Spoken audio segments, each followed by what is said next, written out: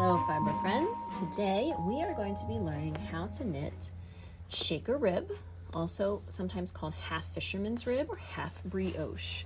So this is a reversible stitch that on one side looks like this, kind of rustic, and on the opposite side looks like this.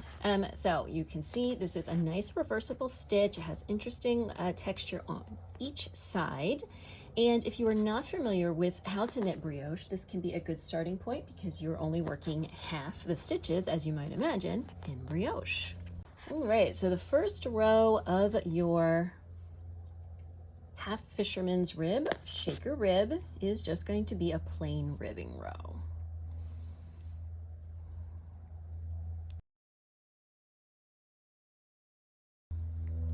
Okay, now that we are at the end of our row, we're going to turn and start our stitch pattern. This is a 2-row repeat. Okay, so I am just going to knit my first stitch. I'm going to keep my edges in garter stitch just to look neat and tidy. So the next stitch on my needle is a knit stitch. I'm just going to knit that. I'm going to bring my yarn forward. I'm going to slip the next stitch, which is a purlwise, and then I'm going to knit the stitch after that without bringing the yarn to the back. So that's going to create a little wrap to go with my purl stitch. Then I'm just going to keep doing that all the way across the row. So I'm going to bring the yarn forward, slip the purl stitch, and then knit the knit stitch without moving the yarn back. Slip, knit, yarn forward, slip, knit, yarn forward, slip, knit. And then we're going to do that all the way across the row. And you will, as you become more experienced with brioche or half brioche, you will get into a rhythm with this. But when you start, you may have to put, a little bit more thought into it. So I'm slipping that last purl stitch, knitting the next one, and then I'm knitting my last stitch to maintain a garter stitch edge. Now we're going to turn. I'm going to knit my first stitch. Let's pull off a little more yarn here. Now, the next stitch is a purl. I'm just going to purl that like normal. Stitch after that, you can see, is a knit with this little wrap, and we're just going to knit them together. Purl, knit the knit stitch with its wrap.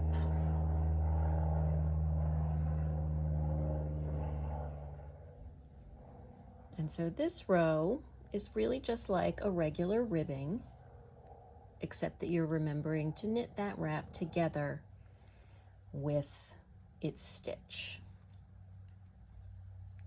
And we'll just do that to the end of the row. Purl and knit my last stitch. And that is really all there is to it. I'll keep going for a few more rows to show you the pattern as it develops.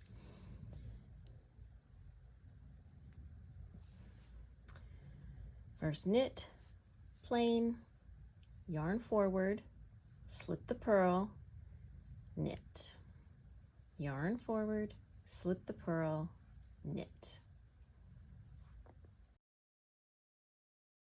So the reason this is called half fisherman's rib or half brioche is, again, that you're working half the stitches in brioche and the other half not. So for a full brioche stitch or fisherman's rib, which are essentially the same thing, just worked different ways, when working flat, you have to work each row twice, because what you're essentially doing is slipping the stitches and then going back and reworking the ones that you slipped, and you have to do it for both the knits and the purls. But we're only doing half. All right, we're going to knit our first stitch. Then we purl, and then we knit our stitch together with the wrap. all the way across. Now, what if you get to a knit stitch and there's no wrap? I will show you that on our next row, okay? There is something you can do if you somehow are missing a wrap. And what usually happens is that your brain will go on autopilot, and instead of knitting the stitch with the yarn forward, you will automatically move it back. And then your stitch will not have a wrap. So we'll look at that in just a second, but rest assured you can fix it. Okay, we've made it to the end of the row. You can see the pattern is starting to develop. So on this side, it is the sort of a little bumpier, more rustic looking, squishier. And on this side, it is a little bit tidier and more streamlined. It's really just a matter of which look you like. It's nice that you can have it kind of both ways. All right, so let's do our next row and see how we can sometimes miss a wrap and what we should do. So normally I'm gonna bring the yarn forward, slip, knit without moving the yarn back. Slip, knit. But let's say I bring the yarn forward, I slip, and then my brain says, move the yarn back. Now my stitch isn't going to have a wrap. So when we get to the next side, we'll look at how we can fix that on the opposite row. Of course, if you notice it right away, you can just go back and fix it. But if you're on the wrong side or the opposite side, all is not lost. Okay, we've gotten to the end of our row.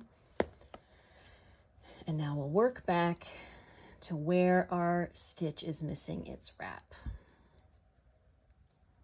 Okay, purl, knit with wrap, purl, knit with wrap, etc., all the way across. And we're almost at the point where we forgot our wrap. So let's take a look at what it should look like. Okay.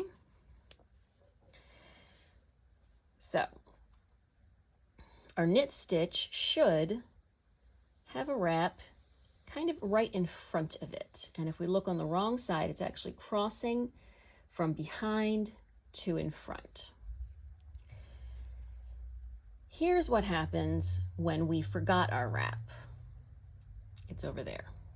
It does not belong there. It's stuck on the front where it doesn't belong. So what we're going to do is simply reach over to the front. Right, here's where it is. Pick it up.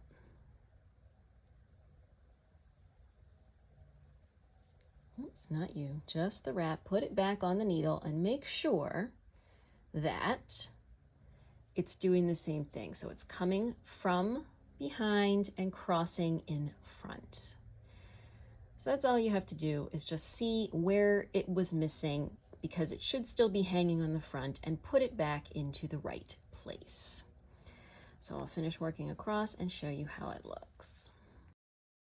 So now we go back over to the front and everything looks perfectly how it should. If we had left that wrap there, then we would find it sort of hanging in front of this stitch where it doesn't belong. But it's not. It is right where it should be. Everything looks neat and tidy, and we have fixed that, and it looks correct on both sides. So we don't have a missing wrap on the one side, and we don't have a hanging wrap on the other. We've been able to go back and pick that up. All right, so that is it. This is how your half fisherman's rib, shaker rib, half brioche rib looks. So again, kind of squishy, a little more rustic on one side, and much more streamlined, more like regular brioche on the opposite side. So this is really great for reversible items, you know, especially like something like a hat. This would make a really nice look for that. Shaker rib, half fisherman's rib, half brioche. That is how you do it. Plus how to fix a wrap that you forgot to wrap correctly on one side. I hope you found this tutorial useful. If you did, please don't forget to give it a thumbs up. Don't forget to subscribe to the channel. New knitting videos here every Saturday. Thank you again for tuning in, and I will see you soon in another video. Bye.